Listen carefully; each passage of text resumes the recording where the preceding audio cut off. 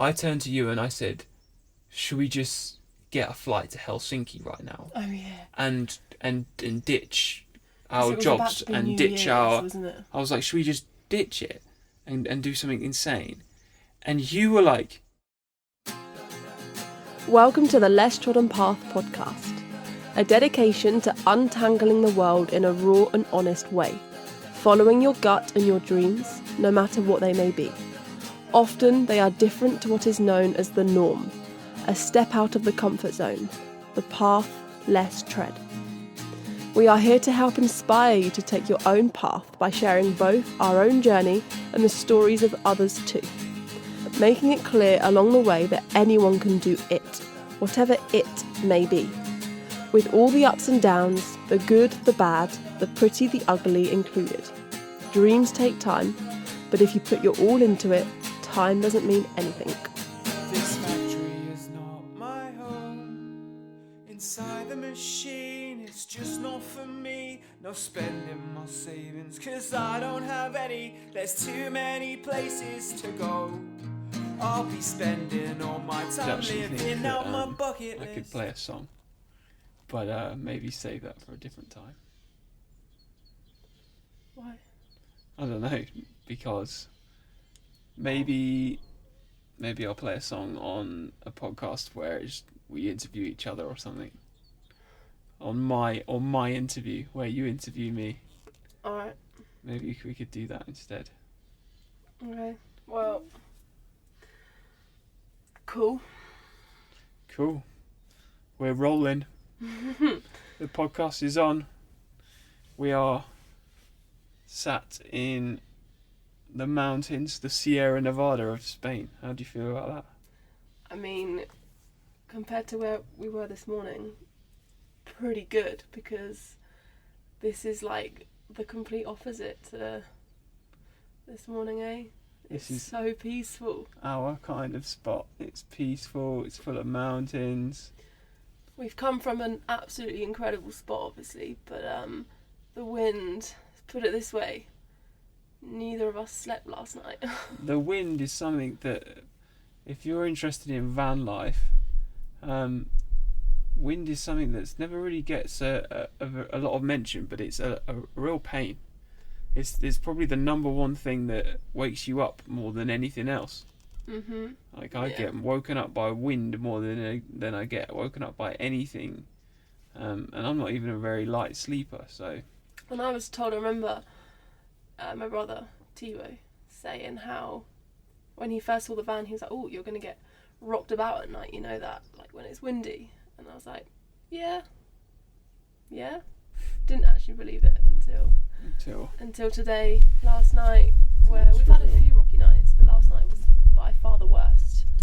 annoyingly, the wind is blowing our microphone now. Maybe I'll slightly close the door. Away. No breeze. There you go. How's that? Authentic van podcast. That way everyone listening knows we're in a van. But yeah, no, I'm pretty stoked that we're here. Took a bit of deciding on what to do, whether we would stay for an extra night or whether we would just leave on today's a Sunday. We never normally drive on a Sunday. We were going to do one of our big crazy hikes, and even that we didn't do it because it was that bad. It was so windy. You know, it's bad when we cancel a mega. Yeah. But no, pretty stoked, and now we're here recording a podcast, just you and me. Yeah, it feels odd not to have anyone else. We are our own guests today. Mhm. So we're gonna talk about us, which is something that you don't do very much, I guess. No. Which is kind of cool. But I guess that we owe some of you listeners a bit of backstory about us, because you might only know us as this couple that do crazy hikes and live in a van.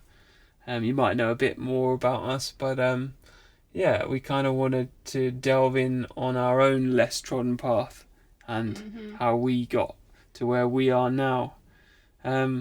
Which is funny. Part of the reason we decided that when we do these podcasts, the first question or the sort of first point we want to get to when we ask people when we talk to people, we always ask them how it is they got to where they are. We say, how did you get here? And the part of the reason we always ask that question is because it's the first question I ever asked Laura when we went on a first date. Yeah, I walked into the restaurant, you already sat there, and I don't know if I was a bit late or if you were a bit early, but it's the first thing you said, and normally obviously it's like, how are you, or how was your day, or what do you do for a job, and you didn't, and it was like, what? Yeah, I've always thought as a question when you meet somebody, or even people you know, I think, what do you do is like the one that most people go for. But what do you do opens up this question for, like, what do you do for work, or how do you earn money, or, you know, what activities do you enjoy? Like, it doesn't sort of get the point of, like, the story across of, like, how did you become you? And, you know, and from that you can then open the story of, like, and where are you going and what would you want to do? Because otherwise you get a list of things that aren't that person, you know, how somebody earns money, or, you know, this sort of general day-to-day of somebody's activities doesn't necessarily always equate to who they actually are. So I think the question, how did you get here, is the number one opener. So if you want any conversation tips, I'm not an expert, but there's my It worked, so yeah, somehow it must be a good one. But I mean, how did we get here? Obviously we had to meet, and the way we met is probably not the most ordinary way, but that kind of makes us, which is pretty cool. So this podcast is actually just about kind of Benedict and I as a couple, rather than our own solo paths. They will be thrown at you another time, but yeah, this one is just about us. So we'll start from that very moment of kind of how we met. Well, let's put it this way: 6 a.m. morning lane swim in our local pool, hometown. This is how we met. I guess it's one of those things that we're two people that love early mornings and getting out and exercising and, you know, doing things at an hour of the morning that some people don't like. And I guess as two people who like that, the best way to come together is to meet doing it. It was definitely for me like one place I never thought I'd meet anyone, because early morning lane swims at a local sort of rural town swimming pool, if you've never been to any or been to one, then the average age of the person who goes to the early morning lane swim is at least above 35, and that's on a good day, right? And I used to go to them, and no chance in ever did I ever think that I'd meet someone, let alone like the person. Well, it's funny because obviously you were going to the pool where I used to work at, and I was going to the same company but in the next town along, and so the pool I was going to closed for like refurbishments or whatever it was, and I actually debated going to the pool you were at because to me it was just, you know, I didn't want to step back into kind of my old workplace, not for any kind of bad reasons, but just it was further away from the work I was doing at the time as well, and, you know, a bit more of a drive, and it was just stepping back into things that I once knew, that just, you know, an old life maybe, I don't really know how to say it. But obviously I decided to do it because I needed that morning swim, and there was no other pool local in the area that was a 25-metre pool, so yeah, rocked up, and before I know it, obviously saw some old work colleagues, and soon got to know that the guy in the orange hat. That was funny because I hadn't seen any young guys. The only guys, like you said, were all a lot older, and it did freak me out a little bit. I thought that there was perhaps an older man who was checking me out, and Took me a few swims before realising that But I was young. that it was you and not some older man. Yeah. So that was a bit of a relief. But Yeah, you're making it sound very smooth. It wasn't as smooth as that. It was one day it Laura. was a whole shampoo bottle later. Yeah, Laura showed up at the pool, and I just assumed it was a one-off. Like she was maybe like a student that had come home for the weekend, or you know, some rich guy's boyfriend, girlfriend. I was like, he'll be pulling up in his Porsche to like take her off, and for those that don't know, Laura swims incredibly well. Like she is a mermaid in the water, like insane. So not only was she like this beautiful girl in the pool, she's like the best swimmer by far in the pool, which isn't that hard in the morning lane swim.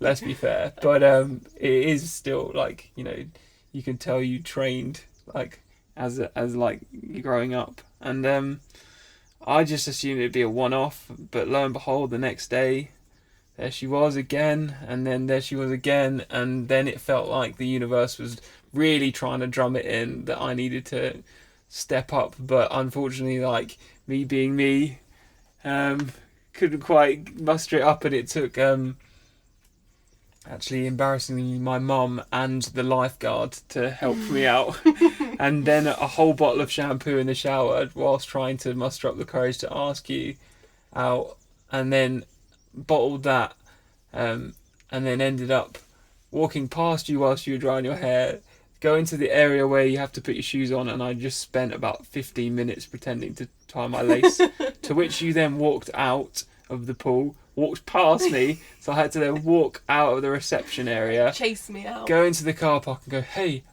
hello, can I, I'm sorry my mum talks to you, but can I have your number? It was odd. It was funny because I'd heard your mum and you obviously in the changing rooms. I think it was a couple of days before, and she had said to you, "Are you coming to college today?"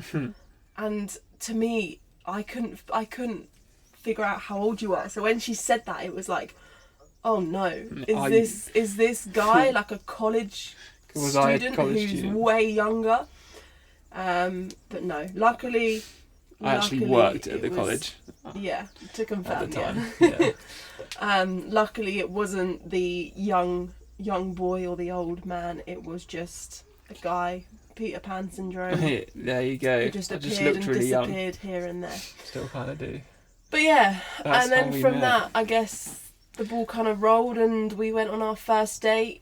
One evening, had delicious pizza. You had a bit of an error of a meatball and spaghetti and with I was a white wearing top. a white t-shirt. And I mean, if you don't watch Instagram, you might not know, but I don't even know if Instagrammers know. I'm really bad at getting stuff down me when I eat, and I don't even when I really try. And for some reason, on that first date with Laura, I managed to do a whole spaghetti meatballs. It's the only time that you've ever eaten and in a white t-shirt without getting it down you. Which was a bit of an achievement in itself. That shows you how much time and effort and concentration I was putting into that meal. But yeah, so there you go. How did I get here? That So- date clearly went smoothly because here we are. What is it? Almost 3 years later now. yeah, I guess like 2 years and in the almost date 9 months. and in the sort of weeks that followed, we both established how much alike we were in everything that we, wanted out of life and what we'd been working on as individuals, as well as, what we liked doing. Like, we met at 6 a.m. lane swim, so we knew that we'd be. I figured out that we'd probably be quite compatible. And the whole time I've known Laura, just to put this out there on the podcast, I've felt like I'm living a film. I've never really felt like I've felt like my book is already written and I just turn the pages. Better be a good film. Getting really Better deep be a here. good ending. But I really do like I said, never thought I'd meet anyone at a lane swim at 6 a.m, but always kind of dreamed I would. And then you are like the ideal. We're like so alike, it's silly. And Yeah. But it was also cool when, another thing that kind of really jumped out was when we met up another time and we were just talking, and obviously you were talking about the band and all of your touring around the world, and to me it was like, okay, so he's into, you know, he's into gigs, and gigs can be late nights, gigs can be alcohol, and I wasn't one for late nights, and I was not one for alcohol either. Never really liked alcohol. And on that day, I remember we were sat on a field by the river, and we'd gone to a pub to get a drink, and we'd both got a Diet Coke. And, you know, it was both like, we don't drink. And that was when it was confirmed, and it was like, okay, like, chill, like, we don't even need to worry about alcohol. Yeah, I know, which is crazy. Was really cool. And then so much more kind of opened up from there, and it just fell into place. It was meant to be. Like, as cheesy as that is, it is meant to be. No, it honestly does. 100%. Or like everything that comes up, always, even when we talk about stories now, and it's like how similar, like even like how, you know, we felt about school and how we were as people and how we were as kids, you know, like, I feel like there's so many similarities between us. So, yeah. But I guess one of the things that really stood out when we first got together was, like, we both wanted our own thing. We kind of established that really early on. And then the other thing was, like, we wanted to kind of, I guess we hadn't really vocalised it to each other, but we wanted to break out of where we were and explore.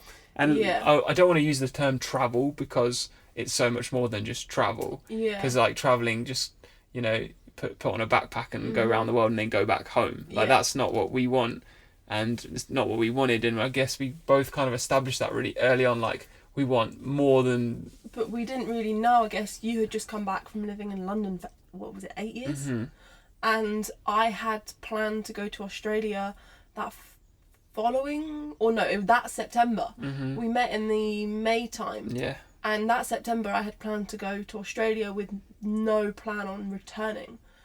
And obviously that summer I went away for 6 weeks. Was it? I think it was 6 you weeks. had a travel planned, which was a real kick in the teeth, because we just met and everything's so magical, and like, we had this horrible crunching date where you were going travelling for 6 weeks. Yeah. But at the same time, it was like, okay, she's the sort of girl that goes travelling for 6 weeks. Like, I can get on board with this. And then obviously I kind of put Australia to a side, because before heading off to America for those 6 weeks, I felt that something was right. I felt that this wasn't just a thing and it would be over in a few weeks. Like, there was more, and again, because there were so many similarities, it made sense. So I did decide. Obviously I came back from I came back from America, Costa Rica, by the end of that summer, and I had decided to just, you know, put Australia on hold for a little bit, see what happened. Obviously I had already started to look into kind of the whole process of it all, but because I had nothing else holding me kind of back at home other than work, I was free to kind of let it happen as it did. And then I came back, and I just, you know, even during the whole 6 weeks away, I felt that this was right. Yeah. And I remember you then went away in October half term for your tour in America, and that was like, again, it was like, oh, he's off and I wish I could go with him, but you know, but it's still, you came back and it was still, this is so right. We needed to learn about each other, didn't we? Yeah. And like, we had all these ambitions and plans, but it was almost too early to execute them, because like, we just needed to discover each other. Well, we both wanted to head out there, but like you said, it was almost too early. Yeah. And we still, whilst we knew that that's what we wanted, we were still, you know, you had recently started a new job. I was still back. Kind of, so, but then we booked the all famous Tallinn, Estonia, which if you've never been to Estonia, if you've never been to Tallinn, then get yourselves over there as soon as you can, because it changed our relationship for the better. And that magic that we got from Tallinn is still in the air today. Yeah. it started so much, and we went. When did we book it? We booked it. So that's what you had been on your travels, and you said to me that you'd never been in a moment since you'd right. started travelling or going places and exploring the world. You'd never been in a moment where you hadn't had some sort of travel booked for the future, and for you it was like the way you got through your job.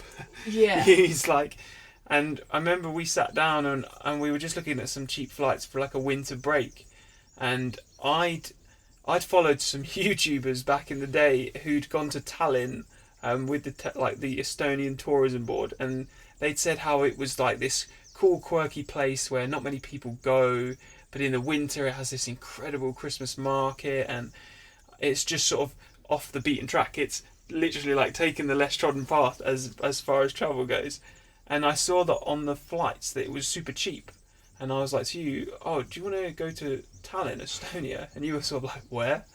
At the time, I was still a little bit kind of apprehensive on things I had never heard of, even with like food, for example. I was quite like, and you need to tell me more. You had an adventurous spark in your eye, but you were equally a bit like, yeah, come on, I need to know. I wanted to know more. I mean, I'm still like it to this day. Like, I need to, I need to understand it a little bit. But and then as soon as I kind of knew even a tiny bit more, I was like, yeah, let's just do it. Cool, book it. And it was straight up magic. We flew out to Tallinn on an early morning flight, and we got there, and it was winter wonderland, but like not like a classic touristy gimmicky one, like literally like just this ideal, I don't know, place. And we'd lucked out on a really nice Airbnb by accident, which we booked last minute, and it was right like in the centre of the old, like, well, it was just on the outskirts of the old town, but like a walk from everything you needed. And the host had been incredibly kind and like given us all these recommendations of where to go and what to do. And we'd figured out that we didn't want like grotty airplane food and stuff like that, so we'd saved our breakfast for when we arrived. It was an early morning flight. It was like 6 a.m. and then we got there at like I think 11, we got there at 10, and then we got to the Airbnb at 11, and then by the time we were out and about, it was like midday, but we were like, oh, stuff it, I'd rather eat something good. Yeah, and this is when, not only is Tallinn the kind of all-famous magical trip, but this is when the all-famous oats kind of came into the picture. This is when oats came into the picture big time. You had obviously already been eating them for a little while, and I had porridge, oats, in the past, but nothing like this and nothing like we have these days. And if you haven't seen our oat bowls yet, then check them out. And if you want the recipes for any of them, then just give us a shout, because we will share these oat recipes, dishes, whatever you want to call them, out to the world. Some people might be listening like, what on earth has porridge and oats got to do with taking a less trodden path and how you guys got here? But believe me, it is an integral part to the story of us, because it's like I was saying just before we recorded this podcast and we were kind of going through like some notes, it's not just for us like a food, and like it's a little kind of ritual that reminds us of that moment in Tallinn, and every day we get to kind of experience it together. And it's just, I guess it's like going to the pool together too. There's a little bit more magic in the air than just, oh, we're going swimming. Like, you know what I mean? And so we were in Tallinn, and we'd been recommended a few cafes, and we noticed one of them was called August. And we'd already spoken a little bit about August, because you said it was your favourite month because you were born in August. Yeah, and there was that film that I'd watched on the plane to America called August. Oh no, and then you had watched Wonder. It as well. Oh, Wonder and the Wonder Kids and the Kids Kids Galore, and we were saying how cool of a name it was. Yeah, quirky name. And I think that's when we decided we were going to get a dog as well called August. And then we just so happened to stumble upon this cafe called August. And it was really like a cool coffee shop vibe. And I've always loved those kind of like, kind of little hip niche coffee shops. And I'd kind of introduced you to them a little bit when we first got to know each other. So it was like the ideal place for us. We walked in there and saw that porridge was on the menu. And I was at first a little bit like unsure, and you know, I really wanted to try it, but I just didn't know. And because we were so hungry, it was almost like a brunch. So it was like, but is it going to be too much? And oh man, I'm just so glad I went for it. It was the switch in Laura V. Yeah. She was sold to porridge from that moment onwards. And after that trip, we started creating our own. We have literally had oats every single morning, apart from maybe once. Like 2 or 3 times. Since. I know, it's crazy. But then, like, that trip, amongst the oats as well, like, we kind of discovered that, you know, we had this was so much more than just like, you know, you and me going away for a bit and then going back to our jobs. Mm-hmm. And I tell you what, there was this moment of madness at the end of that talent trip was 4 days. And on the 4th day, the 3rd day, before on the evening of the 3rd day, before we were flying home on the 4th morning, I turned to you and I said, should we just get a flight to Helsinki right now? Oh yeah. And ditch our jobs and ditch our... Wasn't it? I was like, should we just ditch it and do something insane? And you were like, I mean, yeah. And we actually had like flights up on like how much it would be, and we had an Airbnb up, and we were like really like, there was this sort of moment where we were both looking at each other like, should we?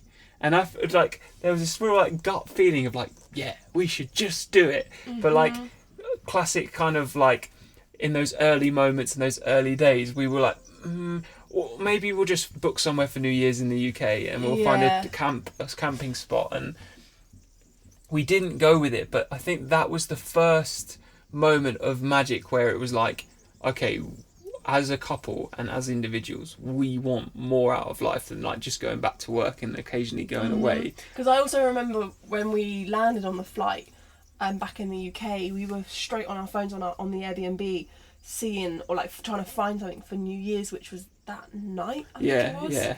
And in the end we didn't actually find anything because it was just so close, and we had a great New Year's anyway, but that Tallinn trip just really opened us up even more to, obviously as it was going to, but to who we were and what we wanted. And that was also the trip where we kind of confirmed, you know, we were still both very lost and didn't really want to be where we were, but because we just met each other, we wanted to discover each other. It was like, what do?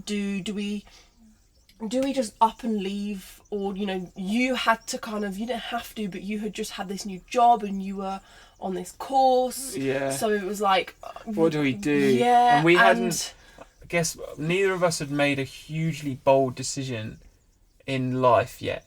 Like, we were both still kind of like, just, we wanted to make those bold decisions, but neither of us had stepped out and made one yet.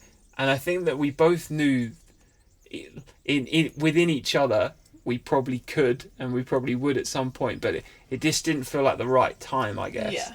And the time happened when it was right. Yeah. But until then, you know, we decided we were very pressured into moving out and finding a place. It was both other pressures from other people, but it was also our own. It was, you know, we were kind of at that age, early to mid-20s, where we wanted to be together more, where we needed our own space. We liked to get up early, so, you know, you staying at mine wasn't as comfortable, and vice versa and all that. And that talent trip, I remember we had that conversation where you had been looking for a flat for yourself, and I turned to you and I said, well, in that case, let's just do it together. And we literally went and looked at a house. Yeah. Like, so then starts the process. I think it was like on the 9th of January or something. So after that talent trip starts the process of when we nearly bought a house, which we want to talk about on this podcast, because I guess the whole taking the less trodden path, not everybody, I guess I wanted really to kind of drum home the message of like, taking a less trodden path doesn't mean that you don't consider these things or even go and do them. And in case of Laura and I's story, we nearly bought a house and settled where we were, despite not really wanting to do it, and despite knowing that like we wanted so much more, but like you said, there was other factors in play where like, you know, we wanted our own space and we wanted to, you know, discover each other, and you know, we kept saying stuff like, well, we'll buy it and then we'll rent it out, or we'll buy it and then we'll have it for 2 years and sell it, and then we'll go and do this stuff. And we didn't really know what to do, and I don't know, we were kind of lost, and we hadn't really done any research. It's like you said, we knew what we wanted, but we didn't know what it was. No. And I think we must have viewed, I think it was like 11 or 12 houses. Yeah, we went through a few. And there were a few where we almost were like, yeah, let's do it. And then it was like, no, it doesn't feel right. And then one thing we had always said is, we're not renting. We had said that from the start, we're not renting. And not really sure why either. We just had like just a silly belief that wasn't a good thing to do. But then actually... But we, during all these Nothing wrong with times, obviously renting. we still continued with travelling as we loved. Yeah. Which, one thing we obviously want to make, like, we want to put out there as well, is that it isn't all just about travel. No, taking the Less Trodden Path isn't travelling No. necessarily.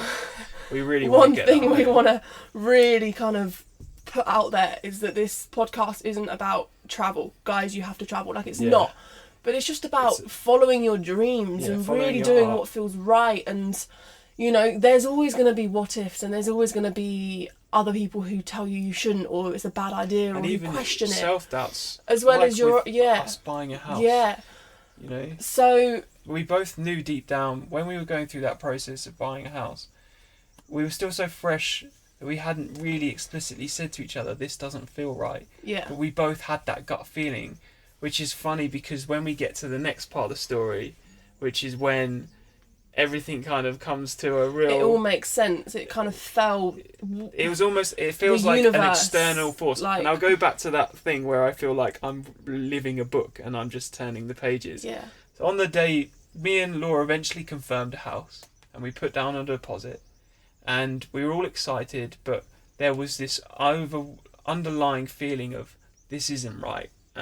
But we didn't tell We each other. don't want this future, but we kept kind of convince ourselves that, you know, we did want to move out, and we wanted our own space, and we, you know, we were slightly older, and like there was all this sort of pressure.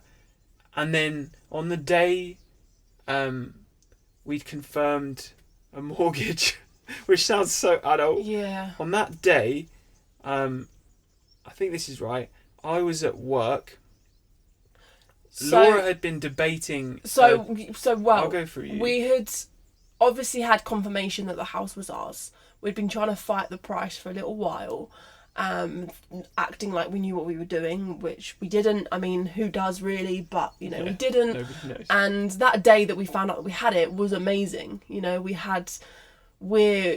used to do, I mean, we still do, we haven't recently because of obviously the situation in the world, but we were doing competitive swims outdoors. Yeah. And this is the day that we had our first lake swim in Lake Windermere. Yeah. And we were so excited, and it was amazing, and all of this stuff happened, which was just crazy. But then going into more detail into all this in a podcast in, you know, later on, it's not about quite you, this one. maybe. Yeah. In your podcast, we'll go into the proper story of this. Long story short, work for me just wasn't right anymore after several years of loving it, and I was really passionate about it. I was a swimming teacher. I love swimming, so it was really my thing. But mentally, physically, I was starting to get really unwell. You know, kind of mentally very unwell, as well as physically asthma attacks at night and stuff. And I just knew it wasn't my thing. I just knew that swimming teaching is my thing, is my passion, but I wanted it to be mine. Mm-hmm. Like, you know, from a young age, I've always said, I don't know what I want, but I know that it's going to be my thing. Yeah. Like, it's going to be my business. Or And I'd said that too, which is one of the things that we shared in common when we first met. We were like, oh, we both want this. Mm-hmm. But anyway. And we went away we had a swim in Brighton in the sea. Yeah. And we decided to have a sneaky day off, I guess you could say. Oh yeah. So one of the things that Laura and I, when we first met, we were going through all these like things we should do as a couple, and one of the things that I said to you was, we should one day both sneak off work and go somewhere rad. And that was my What words. was the thing? Ask for forgiveness, not permission. That's the quote, yeah. There's a quote, and it's ask for forgiveness, not permission. Because permission can get denied, but you can always be forgiven. Yeah. So it's always better. So that's that's a really good quote, and that we haven't said that for ages. But that's a really good one. If you're ever thinking about making a decision that's a bit gnarly, but it's something you really want to do, then just remember that. Ask for forgiveness, not for permission. But we kept saying that to each other. And this day in Brighton came up where we had a swim booked on the Saturday, but we were both working the Friday. And that Friday morning I got into work. But we were going to stay, we were going to be arriving in Brighton that night, late, and the morning swim was at Friday 8 night. o'clock. And I got into work, and Laura was really mentally suffering in her job at this point. She was having a really sort of hard time. To the point where I was having physical pains as well. I remember that morning, and you were blotchy, and you were having all these allergic reactions to the pools you were working in, and there was all this sort of stuff going on. And I turned up to work, and it was either a training day, or I found out that I didn't have any classes to teach. I remember that. And I got there, and I was like, it is absolutely pointless me being here. And I just text Laura. And Laura said, I really don't want to go into work. And it was early morning. We'd just been at the pool, maybe, or maybe I had. No, we hadn't that morning. I think you might have had. I think you probably weren't well enough. But anyway, I got to work about 8 o'clock, and I text Laura just saying, just fob it off. And if you fob it off, I'll fob it off, and we'll drive to Brighton now. And before you even kind of managed to finish it, I was like, I'm on my way. And you were like, okay, I'm going to do it. Yeah. And then you rang me, and you were like, I've done it. I've said I'm not well. I'm going to... But the funny thing is you were unwell. I wasn't well. But equally, I wanted to be well enough for the swim the next day, because that was more important to me. And I apologise to anybody I used to work with, / I don't. I didn't say anything. I just left. Because I knew that no one would come and check to see if I was there. So I just left. It was an incredible weekend. And it was one of those feelings. And I think there was another relatively early on in our relationship, another kind of, okay, we're more than just people that, accept the path. Yeah. We take our own. Yeah. And I guess that kind of... I remember getting back that Saturday evening, and I had my 5-hour shift of teaching in the pool the next day, and I was just not well again. And I was almost scared to go in, and I remember getting home from that shift on the Sunday afternoon, and I just broke down to you, and I just... another reaction I was getting was a bunged nose. I couldn't breathe when I was in the pool, to the point where I could barely swallow. My throat was closing up so bad. And I remember getting home, it was lunchtime, or just after, or lunchtime for me, obviously, to eat, and I couldn't eat my food because I was so swollen. And I remember looking at you and saying, I can't do it anymore. And I had 2 weeks left before the end of term, before summer, and I just said, I can't do it. I need a break, and I can't wait 2 weeks. And you looked at me, and you were like, I know. So this is a moment when I realise, there's been a few moments in Laura and I's relationship where Laura will always do what she says she's going to do in every way. So if she says she's going to do something, she does it. She's not somebody that says, I'm going to do this, and then backs out. Laura says, I'm going to do this, and she does it. And she said to me that day, I'm just going to quit. And I think that... Well, I was unsure, because I did love the job. I said, I'm going to go to the doctors and get a note, but I'm probably going to quit. And basically the next day I did. I got a note, and I came home, and I called you, and I said, I've handed the note in, and I don't know what now, but that's it. And then you called me again, and so then this whole tangent of this story comes back to the morning I go into work and get a phone call from our estate agent, or whatever you call them, to say that the house sale had fallen through. And I called you, and I said the house has fallen through, and you were like, oh.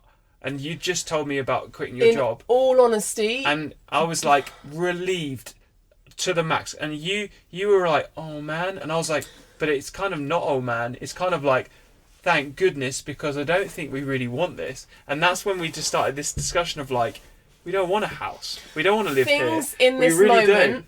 felt like everything was just the worst thing ever. And obviously it wasn't. Like, it really wasn't. But in that moment, it did. Within days, it felt right. Within days... I think I felt right at the time. Yeah. I was okay. I'd realised a few weeks before it that we didn't really want the house and we were just going through the motions, but it felt too far gone. And this is a testament to anybody, whoever feels like that. If you feel like you're too far gone in something that you don't really want, know that backing out is easier than you think it is. And I feel like that's happened a few times in my life where I was going down a path that I perhaps didn't want in life. But the thing is if you really don't want it, the other thing, if you don't back out completely yourself, I often have found in my life that things happen where it makes you back out anyway, Yeah. and the house is one of them.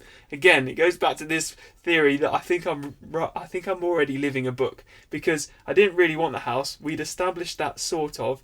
Your job wasn't making you happy. I at the time wasn't really happy with my job either, but we'll get to that. And then I got this phone call to say that the house is off, and I was just like struck with relief. Mm-hmm. And I called you, and like you said, that for you was like the cherry on the top of everything going bad. And I was like, no, Laura, this is such a good thing. Like, we don't want this house. Like, we want more. We want to run our own things. We have these dreams and ambitions that are the less trodden path, but they're, we can do them now. Yeah, and we very much realised this over the next 6 weeks of summer that we had, where luckily you were in a job where you had that 6 weeks off, and we went to Germany for 3 weeks, and then we went to France for a week, and that really kind of came through. But you still had a year left of your qualification, and it was you almost but we left. had another, so here's another moment, just like the end of Tallinn, where so me and Laura, we decided that summer, before you'd even quit your job, that we were going to travel for 3 weeks over that summer. Laura and I at the time both worked jobs where you got a big summer holiday and got paid for it, so it's not like we for us, using that money made sense. And even though we'd somehow managed to scrounge together a house deposit, we decided that we still wanted to travel, because that was a real component to us and how we lived. So we had this 3 week travel booked, and at the end of the 3 week travel, this is after we've established that we're not buying a house, and we didn't really know what we were doing. You were lost because you were trying to figure out what you were going to then do. I'd quit without a plan. And we were sat in Belgium, we were sat in Ghent in another trendy coffee shop, and I turned to you and said, shall I just quit my job too and we'll travel? And you were like, yes, please, let's just do it. And I had this another moment of madness where I was like, no, I've got to do it. I think I've got to do it. I think I've got to live. This is my true path. This is my heart. And whatever we end up doing, whether it's together or, somehow sort of individual but together, it starts with me quitting the job I was in and us going off together. And I had this moment of madness, and then I bottled it again. And I remember you just being like, that door again. Come on, you can do it. You almost opened the door and walked through and closed that one behind you, but you bottled it. And it is what it is, because it meant that we had the next year where we actually ended up renting a flat. It just happened. We came across this flat when we got back from the summer travels in September, and 2 weeks later we'd moved in. And from then onwards, it was a whole year of... So let's just a little backtrack there. We came back from our travels, and we sort of put our priorities down and said, what do we really need? And we said, we need our own space. So it was like, well, let's just rent a flat. And then you turned to me and you said, before I met you, I was going to Australia. When we first met, we kind of agreed that we'd probably do something like that once we'd kind of discovered each other. And then it got to that September, and there was a point, like I said, at the end of our little Euro trip at the end of the summer, where we said we could go now.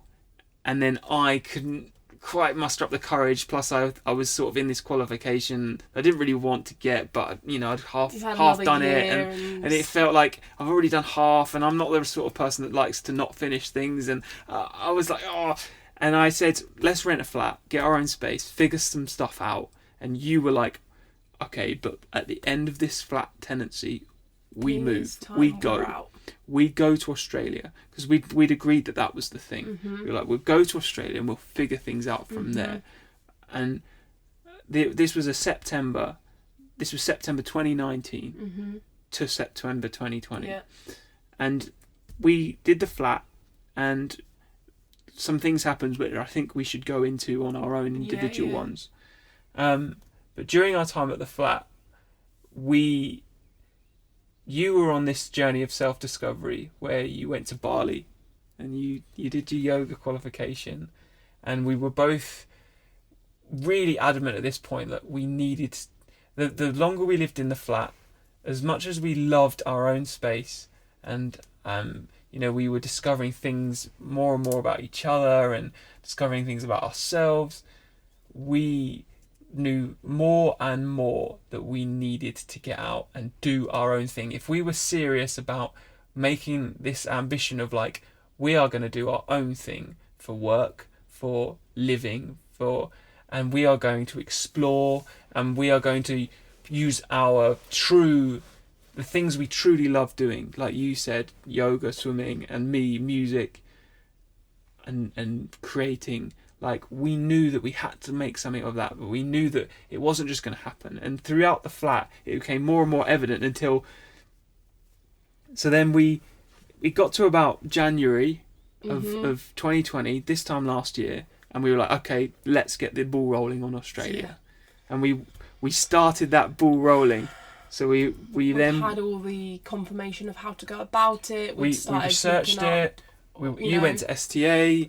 We started to get the stuff together to get the working holiday visa, because we figured that would probably be the best way to get out there. We didn't really know.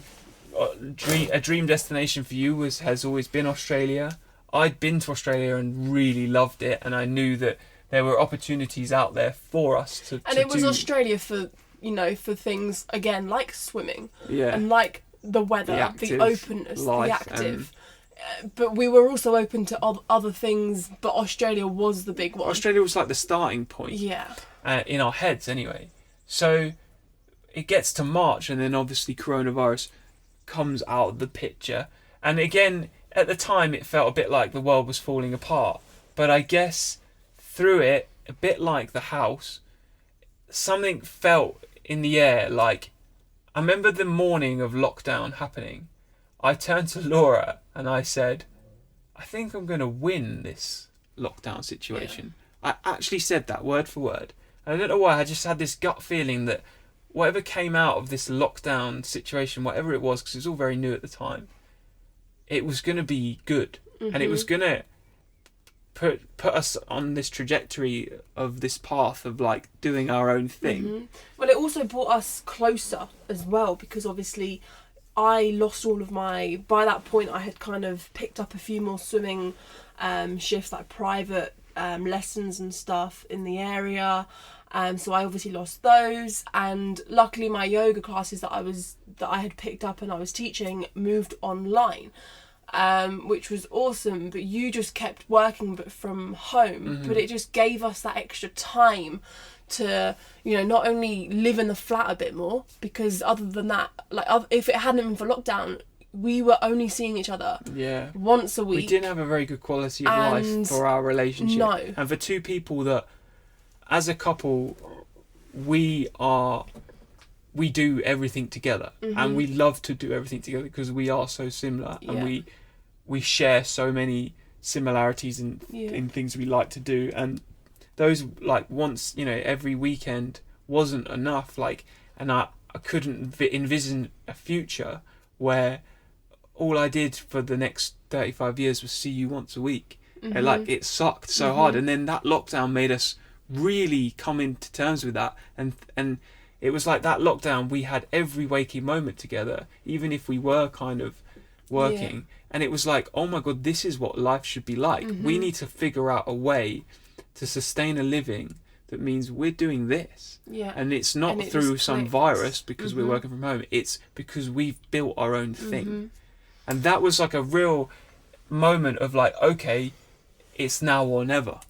Yeah. We need to do it. We agreed that whatever would happen, we would leave that September as we'd stick to originally our agreed. goals. We said whatever it would be, even if it's renting somewhere else in the UK. Yeah. We said we would do it. We do it, and through it start our thing. Yeah. That was the agreement. It was like September, we agreed we were going to move to Australia and start our thing. Let's, regardless of Australia, regardless of anything, in September we move out of that flat and we do our own thing. Whatever happens. And we'll do it together and we'll be in it together, and mistakes will happen together, but we'll be together the whole time. Yeah. And so we held on to Australia? We held on to Australia until we realised that it really wasn't going to be open. I think it was when they confirmed they wouldn't be opening the borders. That's when we were then we started looking at some other ideas. Now, living in a van was something you had always spoken about since day one of being together. It was your dream since you were... I'd discovered van life like probably most people who are nearly 30 when they were like 15, and they had this idea that they'd buy a VW van, and used to look at people from the 70s. Especially being a musician, I thought it was the coolest thing. Actually, little sidetrack story, I met a guy when I was about 12 in Glastonbury, at the place, not the festival, who lived in the back of an old and converted ambulance, and he played guitar and he had long hair, and he played us a song about a girl down the river, and he resonated in my mind, and I held on to that image of that guy like my whole adult life. I was like, that'd be pretty rad. But yeah, I wanted to do living in a van and that kind of travelling around playing music for ages. So yeah, we thought of that. I tabled the idea. We played around with it. We tabled the idea even before Australia was... I think even when Australia was still a thing, because we were like, we could do that in Australia. And then it was like, but we could also do it when we get back. We could do it here, yeah. And one of the reasons we thought of that was because we didn't know if Australia would just be a 2-year thing or much longer. Lifetime so we were thing, like, let's just do Australia, do the big thing first. And then it was just the way we were thinking about it. Obviously, these days we'd probably think about it differently. But then, so we thought of it, but we also kind of didn't play around with it too much. And then we thought of other things. We actually even got a job confirmed in Costa Rica. Yeah, we did. We got a work exchange.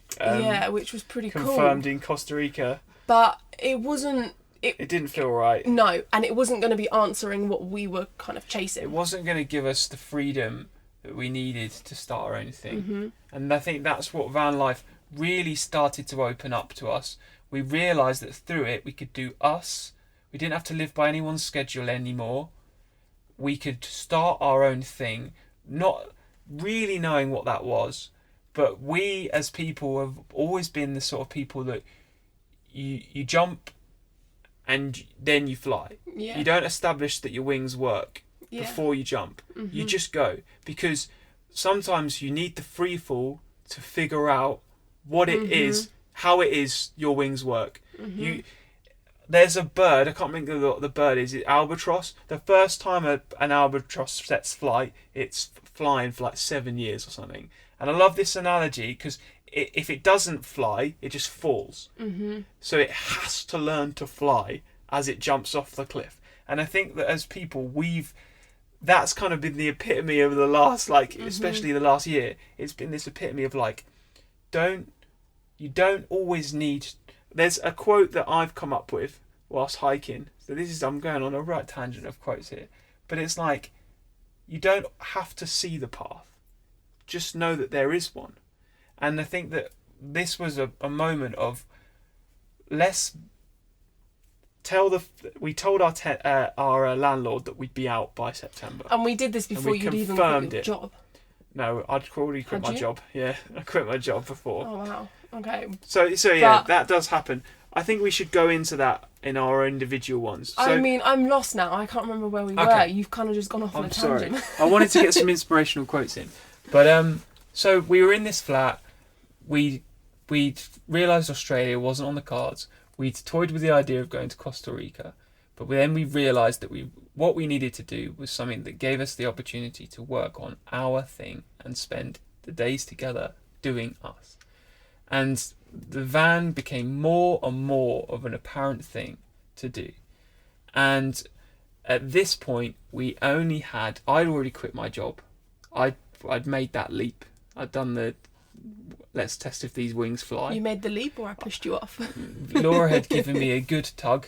And then we only had 2 months left by this point. Well, by the time we'd come to all this conclusion, it had been a very rushed thing in our head. And again, we'd listened to some of the doubt that we'd been sort of projected around us, which, let's be honest, guys, it's impossible not to. You will... People's doubt does infiltrate your thoughts, and it's just about sort of deciphering that and sieving it out a little bit. But then we decided, okay, the van is the thing. We wanted to convert our own, but we realised that we probably didn't have long enough. Well, we had 2 months before having to leave that flat. Leave the flat, but also with the pressures of coronavirus. Yeah.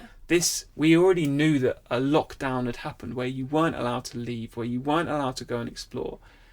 And although that's, there's plenty of reason for that, we wanted to get out and explore.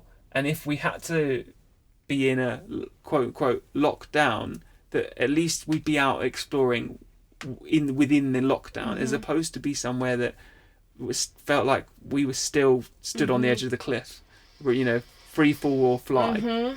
So we decided on buying the converted van, which funnily enough kind of was bought through the house deposit kind of thing. What? Does that not make sense? So like our deposit for the house that we never bought was kind of bought. We kind of bought the van with it. Well, we spent the next 2 months in a weird way. We weren't in a very good place. We kind of did buy a house. To be honest, like the next 2 months we were not very well. I guess the only trouble with the analogy of test your wings, jump off the cliff and see if they open. It's rocky. It's windy. It doesn't... Although in your gut, the whole time you know you've made the right decision, it comes with a whole cohort of, oh my God, how does this work? It's up and down, it's tears, it's relying happiness, on that initial decision that it worked. Just going, hang on a minute, no. We made this decision for a reason. We will make it work. And you wrote a song. You did obviously your 30-day 10-song challenge, and you wrote a song, Fly. And that kind of really, that was the song that we always kind of go back to. And in those 2 months, we kept going back to, and it was always like, it's actually our mantra that we're going to we'll whip out at the end. But it's all inside of you, it's, you are your home. You are, if you take control, then everything will be okay. It's the idea that what you need is everything you already are. And I think that we all live in a world, especially in the West, where we are told we need more, we need this, we need a qualification, we need a certain amount of money, we need things. We're sold this idea that we need things before we can go and do what it is we want to do. And it isn't until you realise that actually everything you need is already in you. It's all there. Everything you need you already have. And that when we were going through these crazy doubts and wondering if we were really making the right decisions, one of my coping mechanisms for anything is to write songs, is to create. And I was doing this 30-day 10-song challenge partly just as a challenge for me, but also as a kind of coping mechanism for everything we were going through. And we went on this walk, and Laura and I was going through some real doubts, and we're, as a couple, really good at, if one of us is down, the other's up. So the other can often pull the other one up with them and go, no, you're not going down there. I always go to Laura, don't fall down the slope. It's And so annoying. but it works. So. but the same happens to me when I'm falling down the slope. You pull me up, and this was one of those times where I was falling down the slope, and you just came up with all these quotes, and Listen to the song "Fly," and one of them was the song "Fly." It ended up being the lyrics, which we've decided is our mantra. Tell you what, can we finish it off? Can we finish the podcast off with that song? We should. Does that work? Put it on? Yeah, we could do that. Cool. We can. We'll finish this podcast off with that mantra. song. That's but then, awesome. So here's this epic story. We're totally going over here, but it's fine. Gone, yeah. We ended up buying the van. But we bought the van 2 weeks before the end of the tenancy. We found the van. It wasn't even a case of we'd found it and we thought about it. Buying the van was probably, like, I think we put it down as one of our most memorable moments. But I think it also was another really testing moment amongst quitting the jobs, amongst deciding to leave the flat, amongst sort of telling our families that this is what we were going to do. Because it was a testing moment, because it was a really bold decision to just... That was the moment where it was really final. It was like, okay, we really are going to do this. And there's no going back. And even once we had it, that next month, whilst we were fully into it, there were some tough moments. I guess I want to get across, like, when you take the less... Like, not even the less trodden path. When you make a decision in life that you really want to make, but it also comes with a whole cohort of doubt from other people, doubt in yourself, and worries and anxieties of whether you can really make it work, whether that's taking on a new job or taking on a challenge, going travelling, deciding to chase your dreams, whatever it is. The feeling that comes isn't necessarily good, but it's not necessarily bad. It's electric. And all I can describe of when we bought the van onwards, even sometimes to these days, the feeling is electricity. You are energized beyond anything you've ever really done. And I guess people that have travelled and boarded that flight, or, you know, some of the other guests we've had on, Miguel moving across the world, Laurie moving across the world, Beth and Jake deciding to do the van life.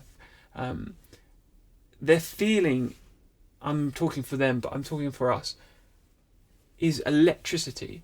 And you're like electricity, you're spark. And sometimes those sparks are sparks of joy and sparks of incredible feeling, and sometimes those sparks are electric shocks where it hurts. And you're going, I don't know if I can do this. And I guess one thing that Laura and I definitely had is, and still have to this day, is each other, which is amazing, because we can, like I said, if someone's falling down the slope, pick them back up. But those 2 months or the month we had the van, that we were doing it up, that we hadn't even set on coming to Europe at that point. We didn't really know. We just knew that we were going to use the van. We said Scotland. The van was a means of exploring, to discover us and work out how we were going to make us work and sustain our sort of ambition. And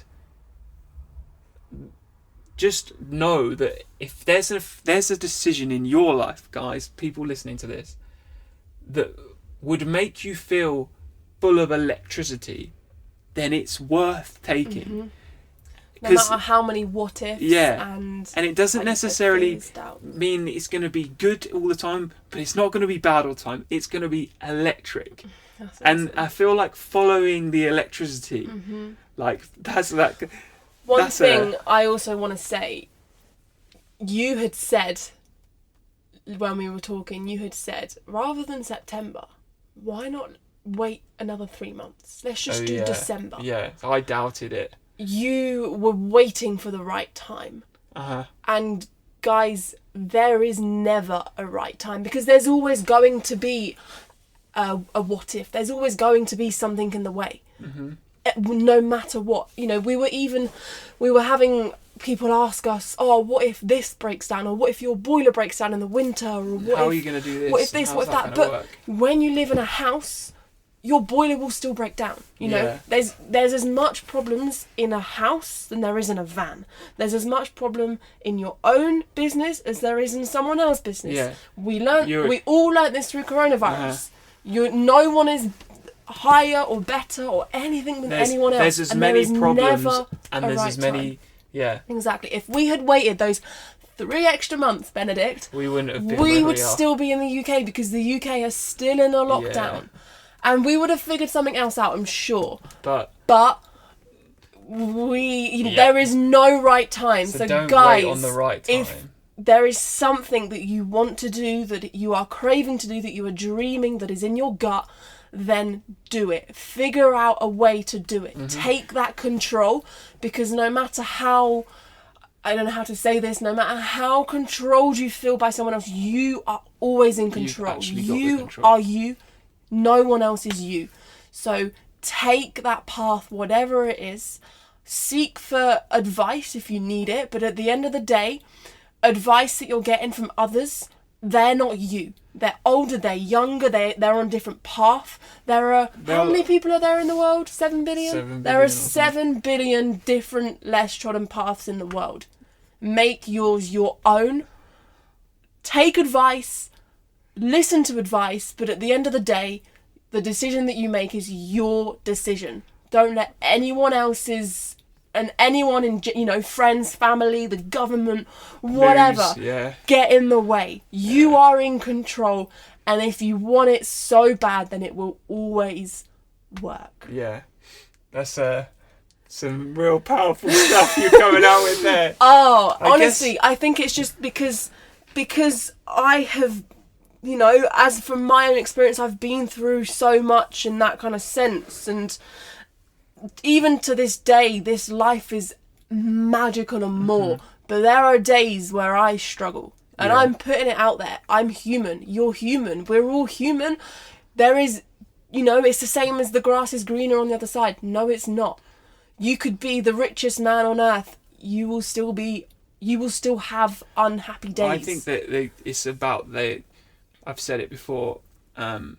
Life doesn't have a destination, and that sounds really cliche. But what you've got to remember is life is a series of ups and downs, and it doesn't finish on an up or finish on a down. It's just sometimes there's down and sometimes there's up, and it's just about being on the waves. And yeah, you do. It would be nice to have a life that's predominantly ups, and I think that through coping mechanisms and stuff, you can kind of cultivate a life that where you can push yourself through the downs and ride the ups. But at the end of the day, no matter what decision you decide to take in life, whether you really pursue the things you want to do or you don't, whatever happens, it will be ups and downs. But wouldn't it make sense to have those downs and those ups in a life that you decided that you really want?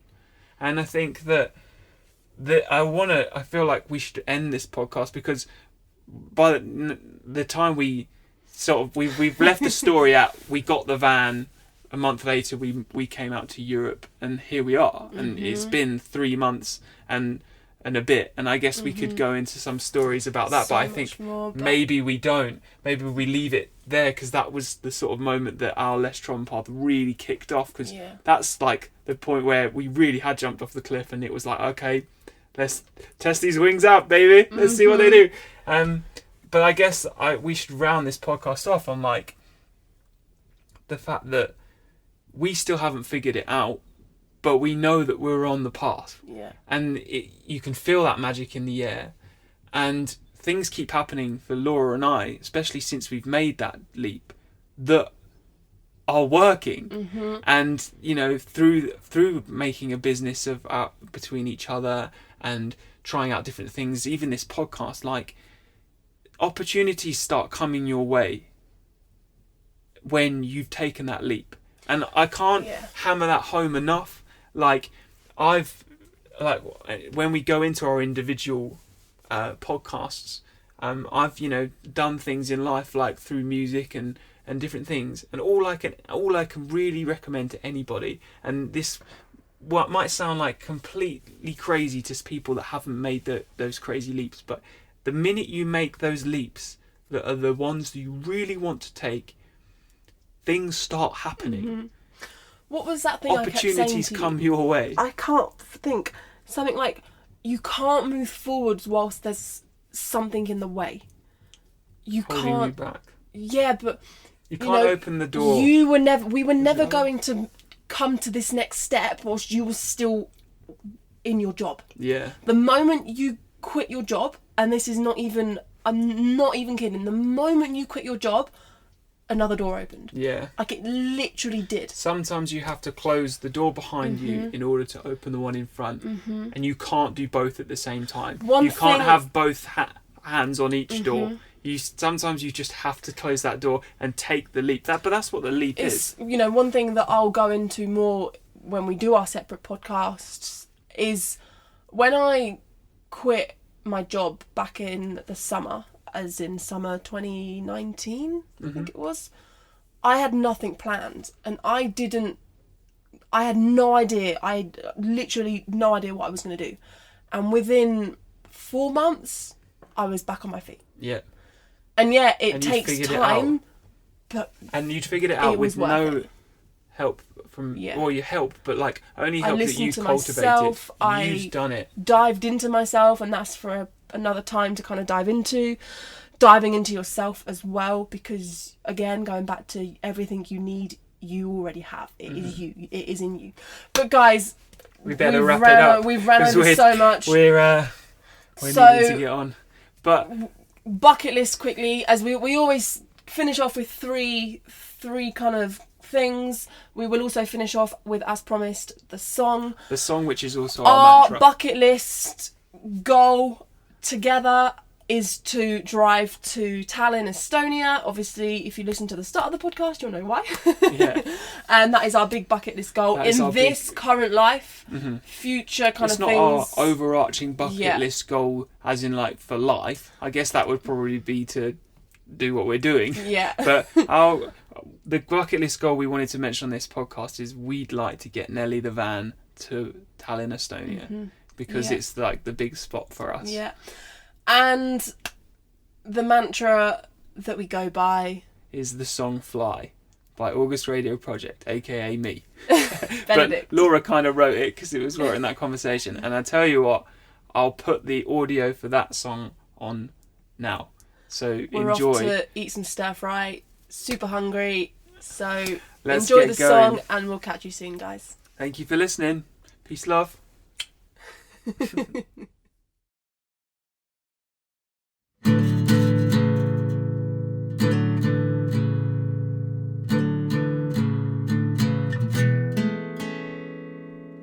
Lift your feet off, tell me how you feel.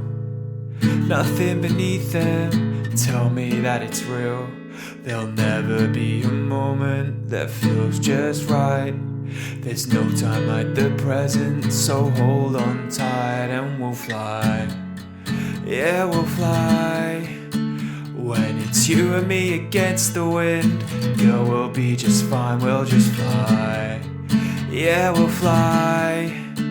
When we lose the earth beneath us, baby, it's alright, we'll just fly.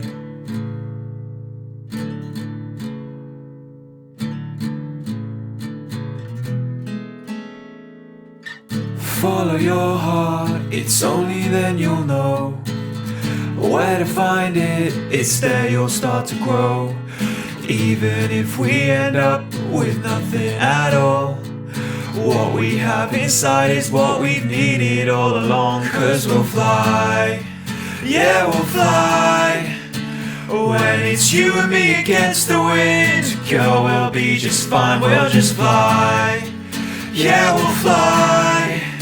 When we lose the earth beneath us, baby, it's alright, we'll just fly. Spread your wings, lean over the side. We'll either hit the ocean or maybe we'll just glide. There'll never be a moment that feels just right. There's no time like the present, so hold on tight.